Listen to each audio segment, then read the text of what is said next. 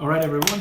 Welcome to another session of GRS Weekly. Today, with me, I have the one, the only, the legend, George Brockhart.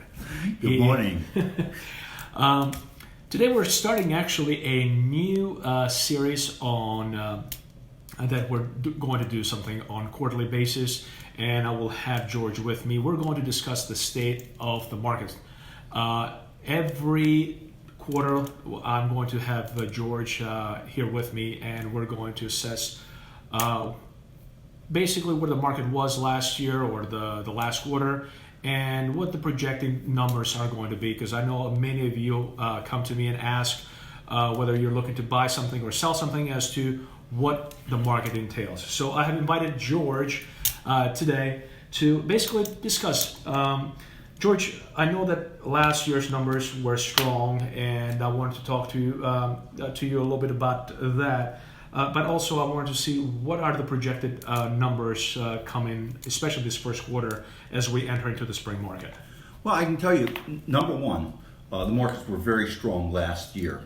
When I look at last quarter and even look at the full 2019, prices in the state of Maryland have increased by over 5%, about 5.3% compared to 2018.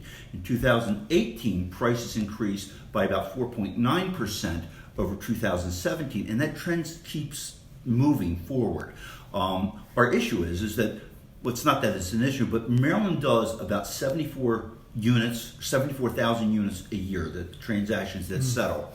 And what we're finding is, as I'm sure you've experienced, is that we're losing in inventory. There's just not the inventory is out there. Prices are climbing. More and more people are coming here, they're buying here, and the units aren't there. The houses aren't there for them to buy. So that's causing the prices to go up. And any particular reason as to why there is a lack of inventory right now that you see?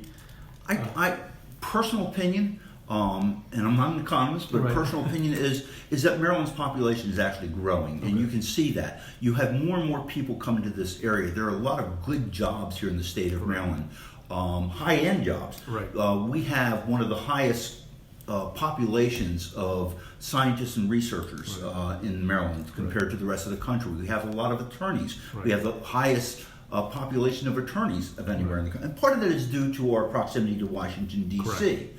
But you have two major cities. You have Washington, D.C. and you have Baltimore that drive a lot of our economy. Baltimore is more the port and that type of thing, marketing and things like that. And D.C., of course, is more from the legal standpoint. And then, of course, you do have also the healthcare jobs that you have, having so many hospitals in proximity and between the two beltways, and you have also military bases and all the jobs related, whether the IT aspect or otherwise with that. So clearly, and those are good paying jobs, which, as you mentioned, not only increases the value of the property, but also increases the demand of high quality buyers. Absolutely. Yeah, you mentioned that because about the hospitals. Right. That's a very important thing. You have both Johns Hopkins and University of Maryland Hospital, and both are hospitals, but they also both have research parks within Baltimore City. That drives it up. Let's not forget NSA. Correct. Down off 32, and we probably should have mentioned that. They'll kill us. So that being said, we are literally coming into spring market. What can we expect about the spring market? Well, first of all, you're going to see an increase in number of sales come about May. That's one of our busiest months. Correct. The busiest months seem to be, if you look at historical data, are May, July, and August are our heaviest months as far as the number of sales. You're going to still see prices increasing. As the market heats... I'm sorry, did you say May, July, and August? Yes. Which, again, this is completely off, I guess, conventional wisdom, because everybody expects March, April, May. In those 3 months, you're going to see about 8,000 units or more a month being sold. Some of the other months are just over 6,000. I think June might have had 7,000, somewhere around there. But those 3 months have all three, looking at last year, have over 8,000 sales a month. Fantastic. Well, there you have it, folks.